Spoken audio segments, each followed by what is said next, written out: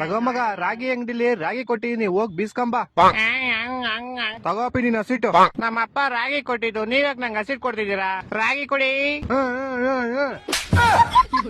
ಮುಚ್ಕೊಂಡು 25 ರೂಪಾಯಿ ಕೊಟ್ಬಿಟ್ಟು ನೀನ್ ಹಸಿಟ್ ತಗೊಂಡಾಗ. ಇಲ್ಲ ಇಲ್ಲ ಇಲ್ಲ, ನೀವೆಲ್ಲ ಕದಿತೀರಾ. ನಂದು 10 ಕೆಜಿ ರಾಗಿ ತೂಕ ಹಾಕಿ.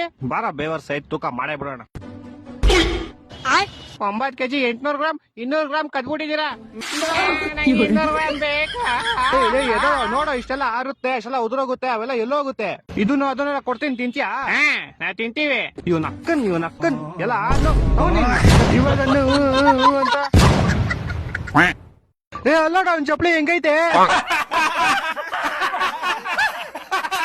ಬಡೂರ್ ಬೇವರ್ಸಿ ಬಿಕಾರಿ. ಇಲ್ಲ ನನ್ ಬ್ರಾಂಡೆಡ್ ಹೆಂಗೈತೆ ಬಿಸ್ಲರಿ. ಮನುಷ್ಯ, ಆ ಒಂದ್ ಇಟ್ಕೆ ಎಷ್ಟಕ್ ಹೋಗ್ಬೋದು? ಅದೇ ಒಂದು 8-9 ರೂಪಾಯಿ. ಏಕೆ, ನೀ ತಗೊಂಬೇಕಂತ ಇದ್ಯಾ? ಇವನೆಲ್ಲೋದ?